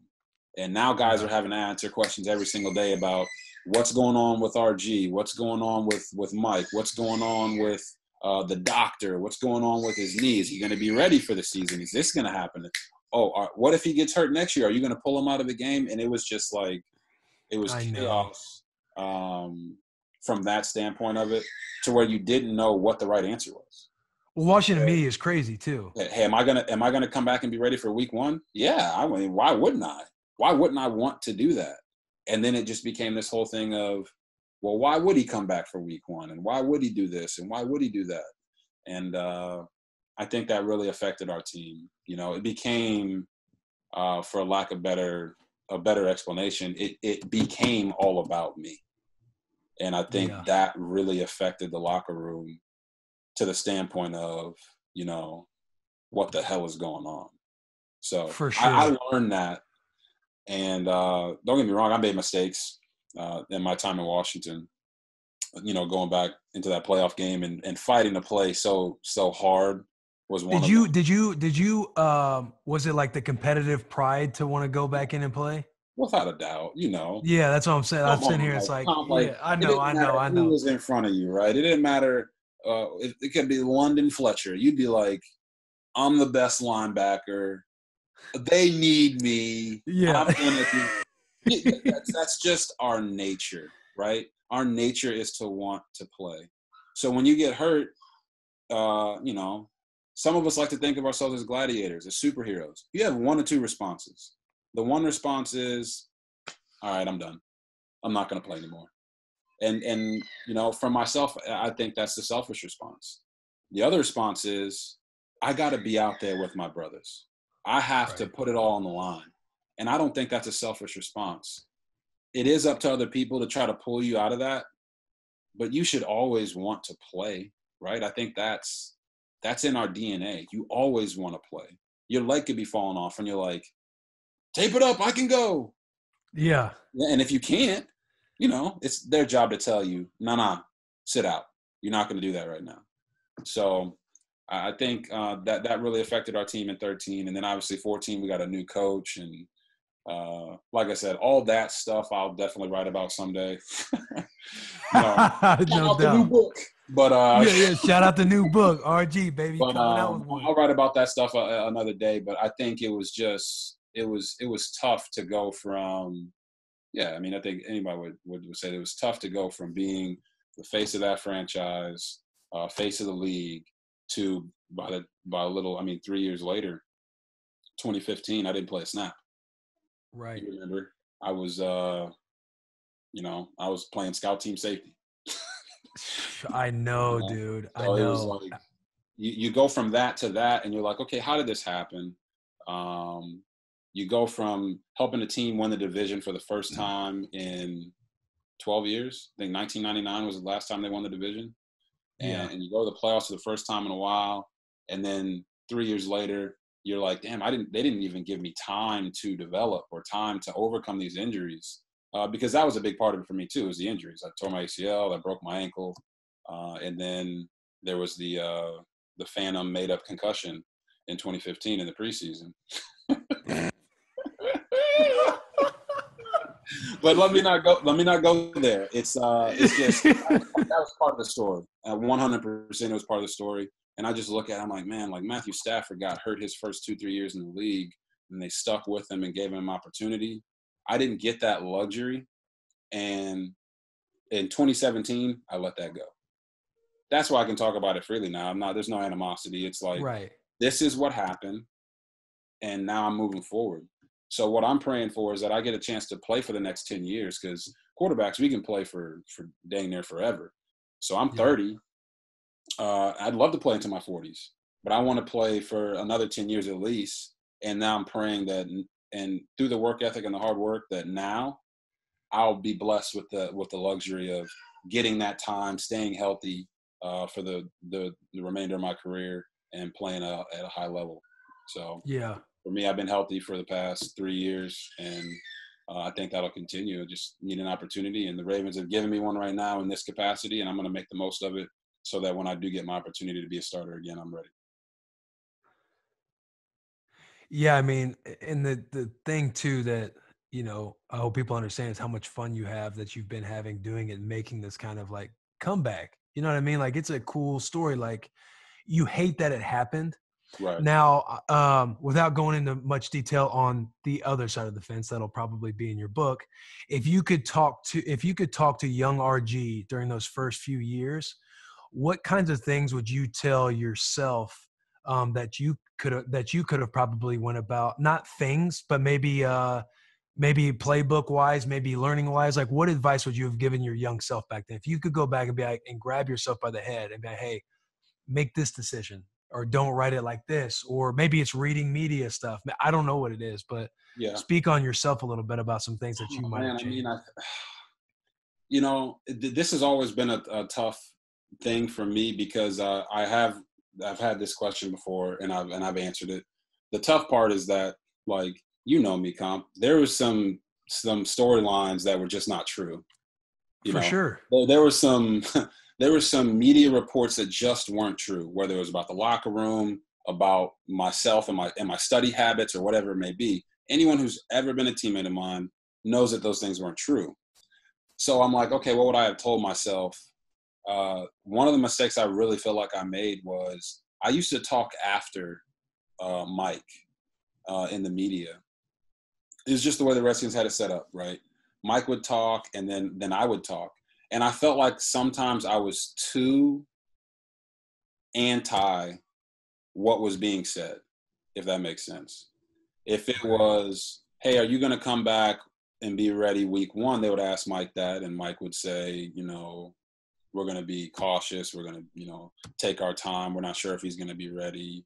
The doctors will make that decision. And then I would come afterwards and they would ask me, hey, are you going to be ready for week 1? And I'm like, there's no doubt I'm going to be ready for week 1. And I'm going to be – and I felt like in those instances, I put him in a tough situation because he was saying things and then I would come back behind him. And I wasn't contradicting it, but I was more like – I was way more aggressive in that approach. And that was my personality. And I felt like sometimes I could have just said, hey, you know, talk to coach, talk to the doctors. I'm going to do everything I can, but they're going to make the final decision or whatever it may be, right? Right. And I did say they're going to make the final decision, but I just said it way more aggressively, you know? Right. My personality is, hey, RG, you think you could go make the Olympic team right now in the 400 hurdles? Yes. If I go train, yes, I can do it. Yeah. I don't know. I'm 220 pounds. I don't know if I can make the Olympic team in the 400 hurdles. I love those guys. Those guys are incredible. I mean, I'm not going to go train for 2 weeks and be like, yep, I can do it. But if he asked me to do it, I try, you know? So I feel like I could have done a better job with that. But there was a lot of things that were being said that just rubbed me the wrong way because I knew they weren't true. And that is where I would say I could have ignored it better, you know? Yeah. I mean, it is hard, especially in Washington. And to put it in context, like, you're in the nation's capital. You're right. Barack Obama's the president, and you got a black quarterback. Woo! Scrutiny's at an all-time high, okay? Right. That was the part where I felt like, you know, just ignore the noise. Ignore the noise. Don't let it affect anything. Don't make it change you. You know what I'm saying? Yeah. And I think by the time you probably attest to this, by the time I left Washington, I was not having fun anymore. Right. You would try to force it in practice, like on the P squad stuff. But I mean, yeah, for sure. You're trying to make the most of it. I never showed that to you guys, but you, Niles, DY, like, we were close. They knew I wasn't having fun. But I did my job. I was a good teammate. In 2015, I was not a cancer on that team. We won the division. 1,000%. And I didn't play a snap of football, right? I did what I was supposed to do. They asked me to play scout team safety. I played scout team safety. You know, I stayed after practice. I got my work in, work on my craft. And but people who knew me knew I wasn't having fun. But I never showed that in the building. I showed up to meetings. I was into it. I was helpful. I helped. Kirk do all the studying and the recognition on the field, whatever it may be that you're supposed to do. I did those things. I'm not asking for a pat on the back for him. It's just that's what happened. And what I'm doing now in Baltimore and that year off of football helped reset me, helped me have fun again. When I came back in 2018, I played in the preseason. Like I'm a second overall pick. I'm not a guy that like was living for the preseason. You know what I'm saying? Yeah. Well, guess what? That was my situation. I was the fourth quarterback on the roster. You know, I had to accept that. Like, damn, I'm the fourth quarterback on the roster. I was getting 2 reps a day in practice for the majority of training camp. I'm like, all right, you know, I'm not getting a lot of reps. I'll stay after practice. I'll do this. But I know that I can ball. And I went out that preseason and I played my ass off. And I think that's why I made the team. I think that's why they brought me back for the 2-year deal, because they understand that I'm always going to be ready. And the year out of football in 2017 really helped me reset my brain, really start having fun playing the game again. And I think that's a big reason why I was able to come back in the way that I have. You think being out of football for a year was a huge play for you to actually get in the right headspace to come back again? Correct. I think I was going to ask if that was your lowest year mentally, but what was your lowest point throughout the process of transitioning out of Washington and then rekindling it all in the Baltimore Ravens? Because I want to know about your perseverance in that adversity of being like, low key, I might be done playing. You know what I mean? Yeah. I would say that, football's a team game. So it's hard to say, hey, 2015 was my lowest year. It wasn't, because we were winning. And we weren't winning a ton. As you know, I think we were 9-7 or. Yeah, we won. We had that. We won the division, but the division was down that year. NFC So, like, that least. team was like chaotic. Also, though, if you remember, I Yeah. don't know if you remember when we played Philly. I think it was Philly. And like At Kirk Philly. took a knee instead of killing the Yeah, clock. yeah, yeah. That was the game we won the division. Yeah, we won the division that game, but he took a knee at halftime instead of killing the clock for us to kick a field goal. Yeah, And yeah. I'll never forget. Like I'm on the sideline, like, what just happened? And we're like walking in, and we walk in the locker room, and I mean, I'm pretty sure somebody's already told this story before, but like Pierre is like about to whoop Jay's ass, and Deshaun is about to whip Jay's ass, and like Deshaun passes out in the locker room, and I'm Right. like, yo, what is going on? And then What we is went back happening? out and won the game. Yes. All right, well, we just won the division. I don't know how it happened. I don't know what was going on at halftime, but we won the division. Yeah. So I can't say that because I did, you know, any guy is going to want to play, right? But for my team and the guys that I was there with, I was really happy for them in that moment. 2016 was tough because I got hurt right away. I came out in the preseason in Cleveland and we were killing it. I had Josh Gordon there and we were doing really well. And then we went to Philly and I broke my shoulder right away. That was a tough year. We lost every game until I came back on Christmas Day and we beat the Chargers. So I'm thinking in my head, all right, you know, I was injured, came back, helped them win a game. I'll be back next year. I'll get one more go at it. They're probably going to draft a rookie high, and I'll have one more go at it here, and we'll go about our ways. And they told me, we're bringing you back. And then they released me. So I hate that part of the business, bro. I hate that part of the business, but it's, you know, you want to say, just be honest, right? Don't lie to me. And Right. I mean, it was like within like 16 hours. I got a call. Oh. I got a call. We're bringing you back. Don't worry about any of this stuff. I think it was when they traded for Brock Osweiler. So I'm like, okay, I'll compete with Brock. You know, I used to kick his ass in training when we were coming out for the draft. So let's go. Yeah. And he's no doubt, dude. We're going to try to trade him and get rid of him. Don't worry about that. We're bringing you back. We're rolling with you. We might draft a guy, but, you know, you're going to get a shot. I'm like, okay, cool. 16 hours later, I got the call that I was being.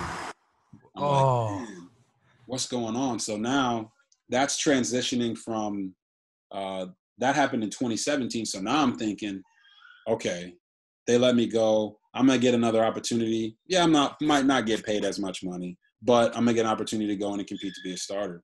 And I got an offer from the Cardinals to come in with Bruce Arians. And he had just brought in like Blaine Gabbert or something. And I remember like for like the past couple of years, I believe it was, who was the backup for the Browns last year? Last year? He was real good drinking buddies with Bruce Arians and with the Cardinals. Yeah.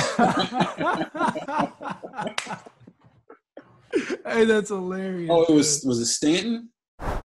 Yeah. Yes. Is it Drew Stanton? Was that his name? Drew Stanton. Yeah, so Drew Stanton was the backup, and I think Carson was still playing at that time.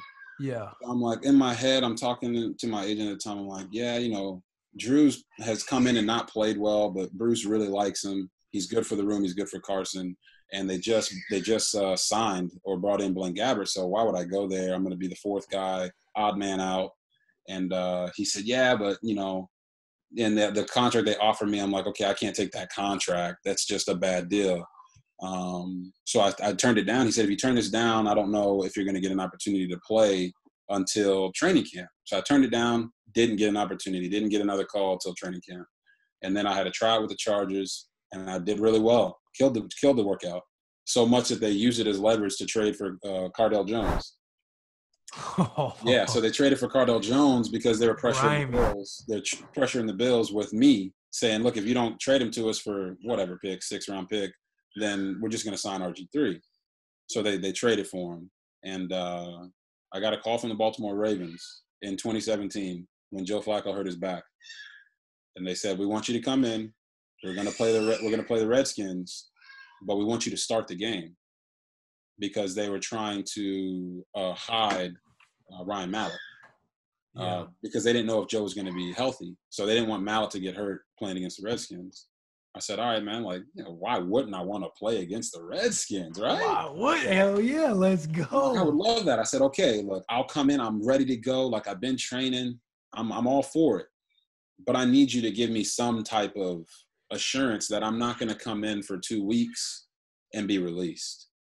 Because I don't know if everyone knows this, but with quarterbacks, when you go that route, there's no coming back from that. You don't go somewhere for 2 weeks in training camp, get cut, and then all of a sudden have a 10-year career after that. Usually that happens and you transition to some other style of life and your career is over. And I felt like I couldn't risk that. And at that time, Baltimore wasn't willing to give me any type of assurance that, whether it be financially or verbally, that you're going to be here. We're not going to do that to you. Right. And so I turned it down.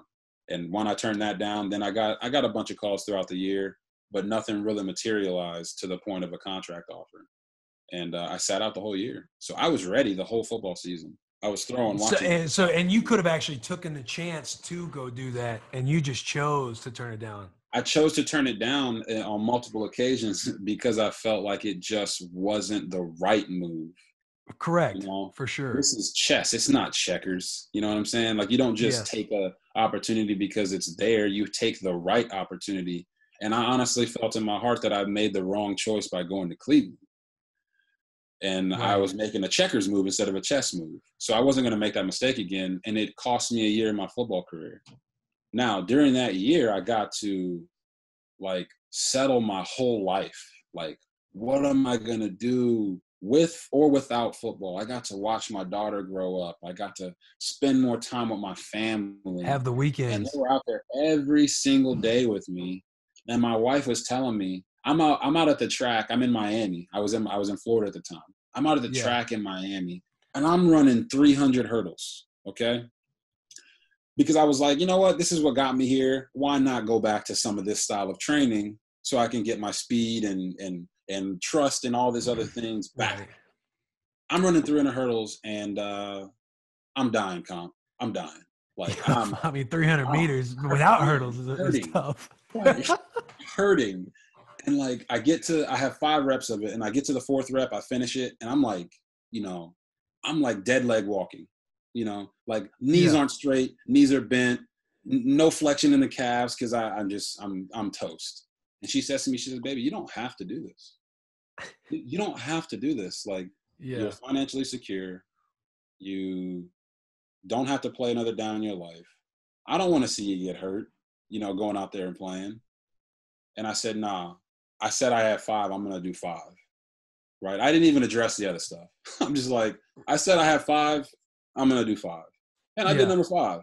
And when I tell you I couldn't feel my legs afterwards, it was like the worst moment of all time. You ever get so tired that, like, someone tries to, like, touch your leg or stretch you and you, like, yell at them? Like, that's how tired I was. Where like, you're so exhausted, you start peeing a little bit and you just don't even really feel it. Like, you're that exhausted. Like, I told her, she's like, come here. I'm like, no, don't touch me. Let me go. And I was toast. And we talked about it later that day. And I'm like, you know what? You're right. I am financially secure. I don't have to play anymore, but something is keeping me going. Something is telling me that this is what you're called to do. This is where you're supposed to be. So that happened actually pretty early in the season. So I'm going out the whole year and I'm throwing footballs at palm trees and I'm at UCF in the spring throwing footballs to some of their wide receivers. And I get a call from my agent and he says, I think I got a couple workouts lined up for you. He's like, the Ravens want to bring you in. They have a couple receivers coming in for you and you're going to throw. I'm like, all right. Cool. Like, you want me to work out, bro? That's not a problem. Go to the workout. It's Willie Snead and Michael Floyd. And when I tell you not a ball hit the ground, it was like we had been practicing for like 10 years together. It was just like a match made in heaven. Yeah. And they tell us after the workout, they're like, hey, we want to sign you, Willie, and Michael Floyd. So Willie signed first. I went to another workout a couple days later with the Jacksonville Jaguars, and I killed that workout as well. It was me, Honestly, can't remember who the other guys were, but Austin Davis, who now coaches for Seattle, he was one of the guys at that workout. And we're killing the workout, and Austin's like, man, gee, you look good, man. Like, I wish they wouldn't have paired me with you to come to this workout because the visual difference, the visual difference is like too much. And I'm like laughing about it. I'm like, hey, man, you look good too. You did your thing. Hey, you did. Just tapping my head. You did good. Like, hey, come on, man. Don't be like I got a call a couple days later from the Ravens offering a contract. And it wasn't the contract that I wanted, right? It was a bad deal for me and my point in my career. And I'm like, you know what? But at the end of the day, if I'm going to bet on anybody, I got to bet on myself. So I bet on myself, took the deal, was a fourth quarterback on the roster behind Joe Flacco. Lamar got drafted a couple weeks later. We had Josh Woodrum, who was the third quarterback, who had like a really great preseason the year before. And then there was me. And I had to fight through a lot. The cool story about that year in 2018 was we played the Dolphins in the third preseason game. And coach told me at the beginning of the week, you're not playing this week. So I'm like, Comp, like I'm in a situation where I'm like, am I going to make the team? Like, I know, what man. are they doing here? Like, I'm like, this is what I was fearing. Like, I didn't want to come back and be put in a situation like that because it's not good perception wise for my career. But I'm like, all right, maybe it means I'm going to make the team. And they don't need me to play in this game because I've already solidified it, right? Going through all these things, going through all these scenarios in your head. I had already solidified it. I started in the Hall of Fame game, played well. I played in the next game against the Colts, played well. So I'm like, all right, I've done my thing. There's no way they're going to let me go. So like after I didn't practice at all that week, no reps at all. After practice every day, I'm going through the script and I'm throwing.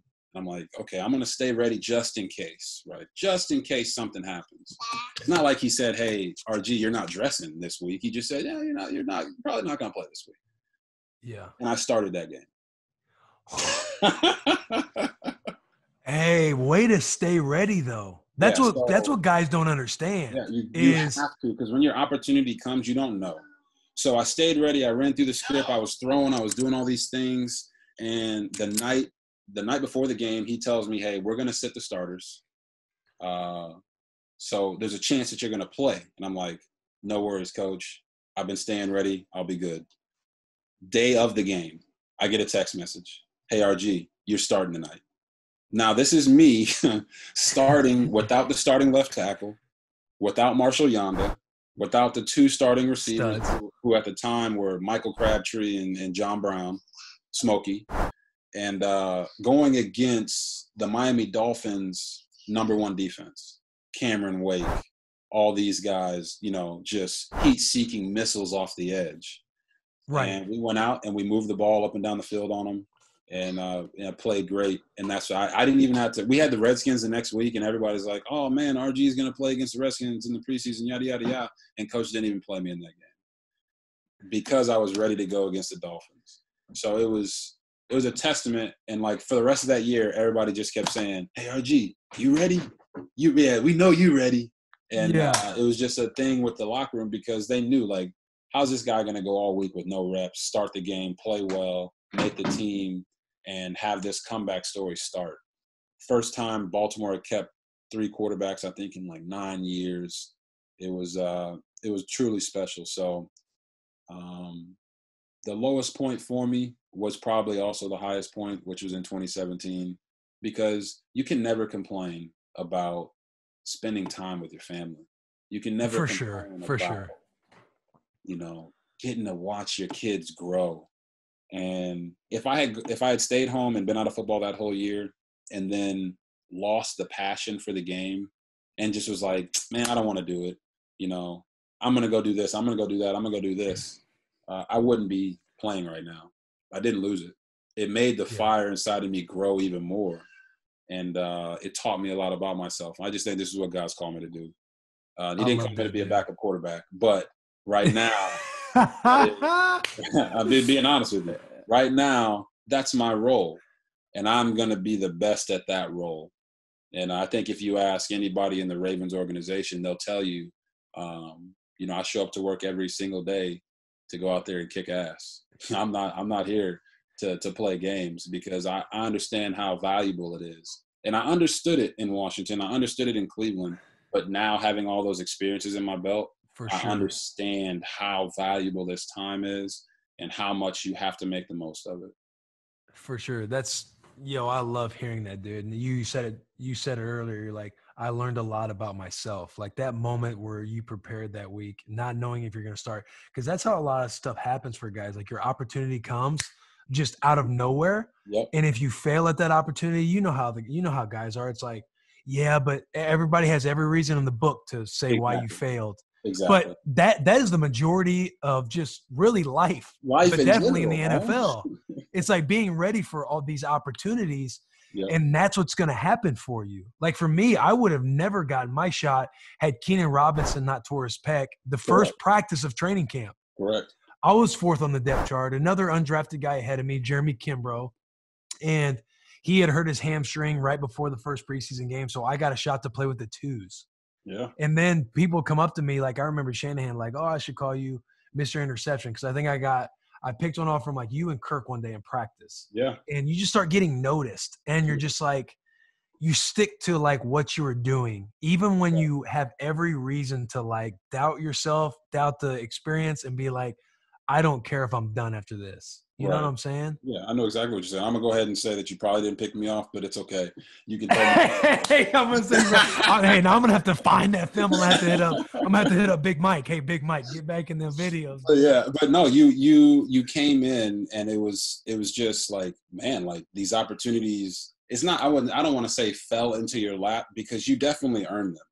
But whenever you have a guy go down in front of you, you're not praying for that. You're not, making that happen. It just happens.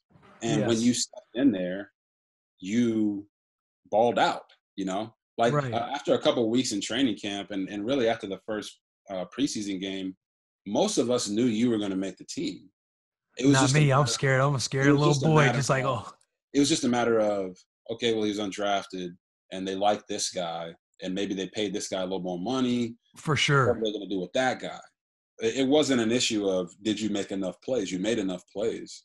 And, that group, you, Niles, DY, and those guys were always like that. You know what I'm saying? I know, yeah. It was really cool to see that. But the guys have to understand that your opportunity is going to come when you least expect it. And seize that opportunity, like you said, the guys will have excuses. I could have had the excuse. I could have said, well, coach, you didn't give me any reps. Right. If you would have played bad, you would have every excuse in the book and you can say excuse, but every reason to say this is why I didn't play well. But the reason it kept me was because in a regular season game, when you're used to being a starter, it's really hard to be a backup. It's really hard to be a backup. Yes. And I'm not saying like I'm too good for this, I'm too good for that. No, man, look, this is where I'm at. I'm making the most of it, but this is where I want to be.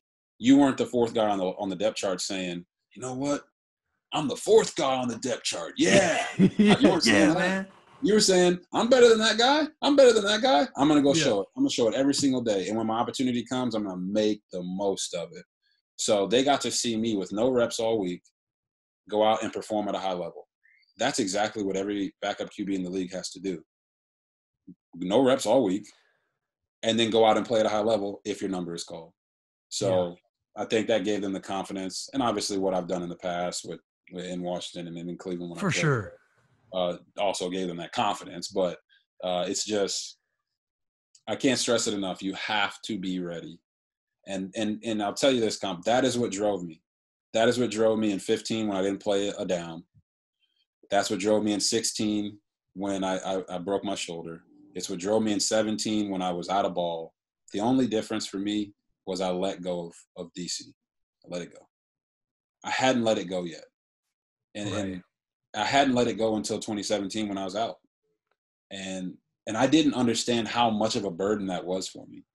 Yes. I'm like, it's not fair. I didn't get this opportunity. Me and you had the conversation.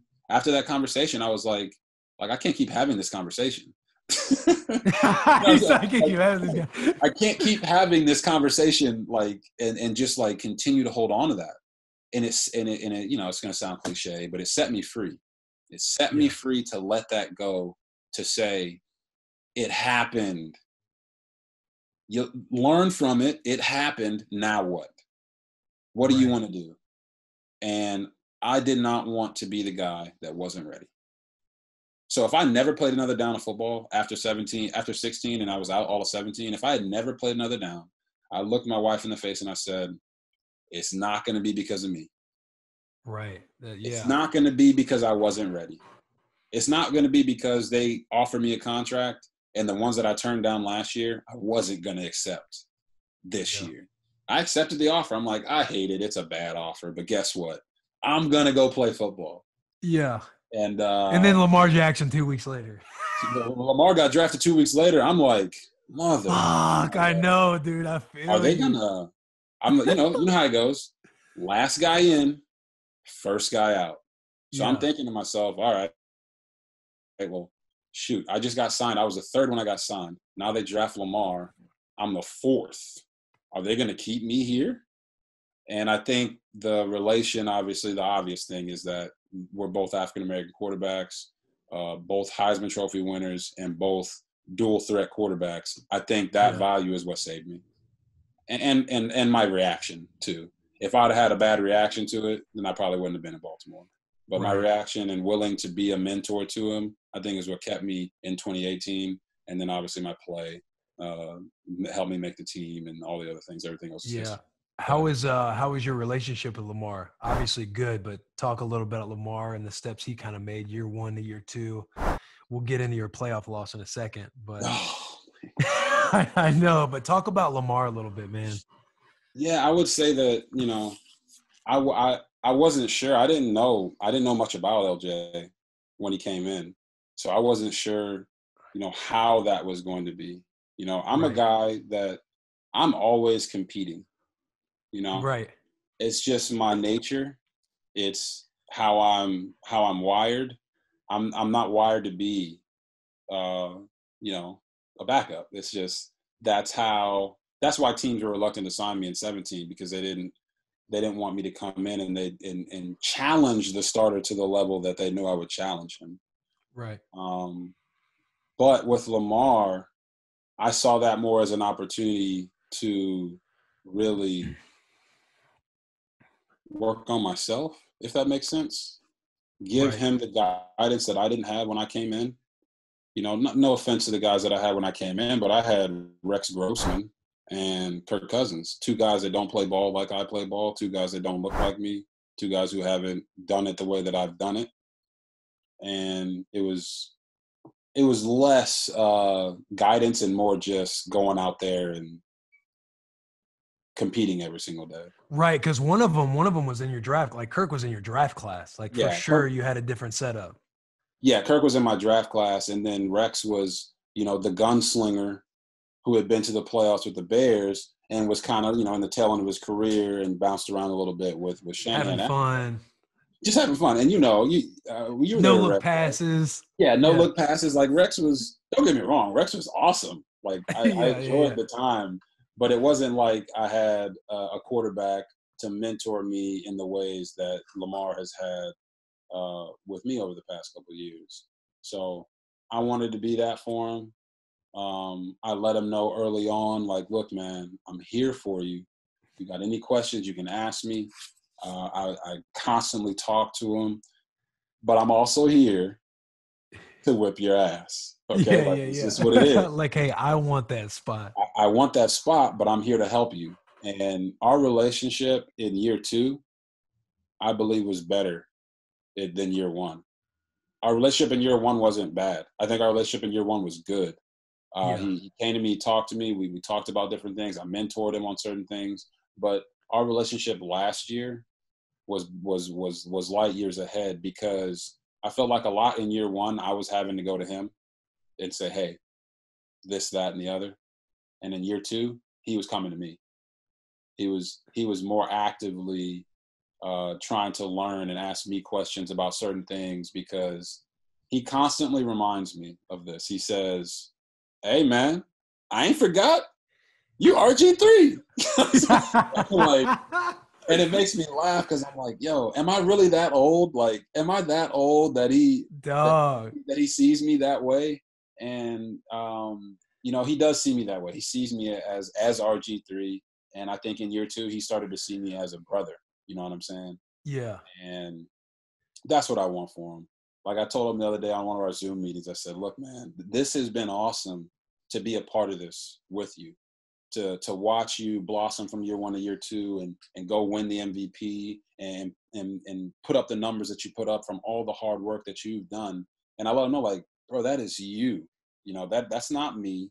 That's not the quarterback coach or the offensive coordinator or anyone else. That is you. Now everyone has a part in it, correct? For sure. That is what you've done. And I told him it's been fun to be a part of that. And I hit him with the classic I don't plan on being the backup for forever, but it's been fun. And he laughs, and then he comes back and he says the thing that like means the most to me. Like he's like, look, man, it's not just me.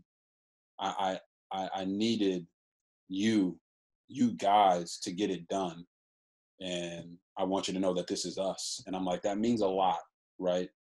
I can always. I was talking to a guy in the building about it. I said, look, I want to win a Super Bowl and I want to be the starting quarterback. But if there's ever a place that I want to win a Super Bowl and I have to be a backup, it'd be Baltimore. You know what I mean? I don't think any quarterback says to themselves, I just want to win a Super Bowl. I don't care how I get it done. It's a special moment no matter what. But I feel like the bond I have here in Baltimore with the team, with the organization, with the starting quarterback, makes it that much more special. You know what I'm saying? So yeah. It's been a great relationship, man. And I never in a million years thought from 2012 to 2020 that I'd ever be in this position.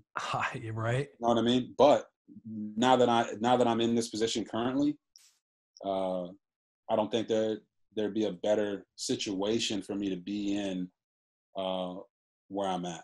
We had a hell of a ride last year, and I know you want to get to the playoff loss, so I'll help you segue there. That'll be my last question.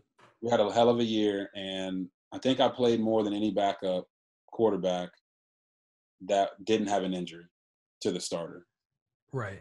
We were blowing teams out. And that's what I'm saying. It's like a high school. It's like the back of a high school T-shirt, dude, where it's like you just got on the blow. I'm sitting there and I'm like, okay, helping coach pick out plays and calls and whatever, giving them ideas, should I say, because, I'm not the play caller and they do a hell of a job.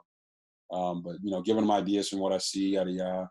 And they're like, hey, you're in next drive. I'm like, what? I'm like, okay, let's go. Like, y'all just been chilling. Hey, somebody warm me up. I mean, the craziest thing was like the Miami game, first game of the year. We're blowing them out, right? They played a bunch of cover 0, and we killed it. And I like go in. I didn't even travel with the team that game because my wife had just had our baby, Gamea. So I traveled on a Southwest flight to get to the game after the team had already departed and landed. So I'm on the Southwest flight with all the Ravens fans. And they're like, what are you doing here? What are you doing here? I'm like, well, I missed the flight. I had to, I didn't have to, but coach let me be there for the birth of my kid. Literally, less than 12 hours later, I'm playing on the field. I go 6 for 6 for 60 some odd yards, throw a touchdown, and dedicate the touchdown to my wife and the newborn baby. So it was a crazy whirlwind, man. And it was a lot of fun. Now, when we got to the playoff game, and how that all folded. What happened? Was like one of the most heartbreaking moments ever. Bro, y'all were like the squad, dude. We were America's like defense, offense, like. Not gonna lie, we were on a roll offensively and defensively, and it was a sad scene on the sideline. A very sad scene. You feel like it was a bye week? I think it was I don't want to say that, I know it's so hard because when you get to that spot, you want the bye week for your body. Yeah. But then if say like you guys lost, like hindsight, it's like, was our momentum gone from having a bye week? Yeah. You know what I'm saying? Honest, I don't know. Because I know coaches wrestled with this a bunch. Because we rested the starters the last week of the season. That's true. That's right. I forgot about that. So we had for the I wouldn't say the majority of the guys, but for 7, 8, 9 guys, they had 2 bye weeks. And I don't know if our momentum was gone. I just think that, it's going to sound real cliche-ish, but when things are supposed to happen for you, they happen for you, right? The way I look at it from Washington wasn't meant to be at that time. So I had to go on a journey to get somewhere else. And then from Baltimore, I had to go on a journey to get somewhere else. Yeah. Saying all that, man, it was tough. Bro, I know, man. God, it was tough, bro. It was I'm like on the sideline, like trying to reverse time or something. You know what I mean? Like it was a bunch of dominoes too, right? We had like we had a turnover, then we had a turnover on downs, and like when you look up, it's like 21-0, and you're a run-based team, right? And you're down 21-0, and it might be still first or second quarter, but people are already thinking, there's no way we can come back from this. And I'm not saying the players are thinking that, because that's a different breed in how we think. But right. It was tough, man. Like, I don't know how to describe it. I don't know how it happened, other than the fact that they punched us in the mouth, and they kept punching us in the mouth. I mean, I don't. That Derrick Henry run, dude. Oh my! I'm not going there, bro. He's in front. Handoff, Henry. Henry takes it to the outside. Oh, the stiff arm twice on Thomas, and he's out of bounds. That's my teammate, man. I'm not going. I know, man. Man, no doubt. And I think any of the guys will tell you have to give credit where credit's due. They came into our house and they beat us. Yeah. And they didn't just beat us; they beat us up. And I think that's why you saw some of the moves in the offseason that we made defensively. You bring in Derek Wolfe, you bring in Calais Campbell, you sign Marcus Peters to an extension, all these different things. You bring back Jimmy Smith, Yeah. We have, what did they say we need help with? Linebackers, whatever it may be. You draft 2 young linebackers from 2 prestigious programs, and guys that are ballers. These guys are really good players. Right. And offensively, you add more speed. You create more mismatches. Obviously, you want Marshall back, right? If I'm playing GM, you want Marshall back. You offer Marshall $30 million to come back for one more year. Hey, he's a stud, man. Hall of Famer, bro, no doubt. He's a Hall of Famer, heck of a player, but he took that $30 million and turned it into 45 pounds and looks like a teenage boy now. I don't know what the heck's going on, but it's I think our Eric DeCosta has done an amazing job. He's a guy that believed in me, brought me in when, other teams wouldn't. So I trust the guy, I trust what they're doing. And they're building a team that will be able to overcome some of the downfalls that we had in the playoffs. And that's the only thing you can do. But I know those are your boys. So you're probably like, heck yeah, my guys got him. But Lawan, man, he was on one that game. He's on one every game. So I don't know. I know. I mean, I was surprised. For sure. I was surprised, like watching, obviously, because you go into that game, the Raiders, we didn't go to the playoffs. So you're sitting back watching and you're like, they probably won't make it past the Ravens. Like, them Ravens are like this team. And then it was happening. You're like, holy shit, man. Like, these boys got a legit shot. They beat New England. They beat y'all. It's like, these boys got a legit shot. Yeah. I would say that you could probably, from my perspective, you could feel the tension on the field. Like, everyone knew this is not supposed to be happening. Like, this is our year. Big truz, all that. Where everybody's saying it, whoop whoop, and we weren't a team that was like hot and cold. You know what I mean? Oh, we were just a hot team, and we were doing it in a bruising fashion. Sometimes you see teams that throw the ball a lot, they cool down a little bit in the playoffs. You got better defenses, people know your scheme, yada yada yada. But we were just bruising and high flying, big plays here and there. But really, the basis of what we did was running the rock, and it was very weird. Let me put it that way. I didn't expect it. I won't say we weren't ready, because we were ready. Right. So this wasn't no NFL teams like this, and I don't want to make this guy sound bad, but it wasn't Buster Douglas beating Tyson. Yeah. Yeah. Any NFL team can beat a team on any given Sunday. Right. Every team has talent. But we were like the Tyson, the Holyfield, the Ali. We were that brand, and we got hit in the face, man. Like they just beat us. There's no other explanation. That week of practice, I'm like, we're ready. We're gonna go to the Super Bowl. I'm gonna be blessed enough to put on that Super Bowl hat, and then we're gonna win the damn Super Bowl. It's gonna be everything. Yeah. It wasn't meant to be. So it wasn't meant to be. It wasn't meant to be last year, but nobody's saying we can't do it this year. And I think our guys are hungry. So, that's that. But I love my team. These guys are awesome. It's what you see on TV from them is exactly who they are, right? Mark Ingram is hilarious, big ball of energy. And Justin Tucker is cringeworthy, funny. That's what he does, That's awesome. That's awesome. Well, shoot, man. Hey, I appreciate you coming on, bro. We put in some time on this thing. No problem, man. Appreciate you having me. me. I had a blast, man. I'm happy for you, bro. I feel like you're killing it. I want you to keep playing, obviously, because I want us to, ride this thing out as long as we possibly can. But, what you're doing in your second career is incredible, and I'm happy for you, bro. I appreciate that, brother. When you come to Nashville, you're gonna have to get on the bus with the boy, man. Why not? We'll have to get DY in, maybe Niles, get the fellas on the bus and just tell some stories, bro. We got to bring in DY, Niles, and then we got to get the guy who doesn't talk very much, Alfred Morris, to come in with us. Yes, dude. That would be awesome. All right, brother. Love you, man. I appreciate you. Love you too, man. God bless. See you, bro. Guys, gals, people of all ages, appreciate you so much for tuning in to another episode of Bussin' with the Boys. If you haven't yet, please subscribe to the episode on Apple Podcasts, Spotify, whatever platform you're on. We're on there. We have a YouTube channel, Bussin' with the Boys. We would love if you subscribe there as well.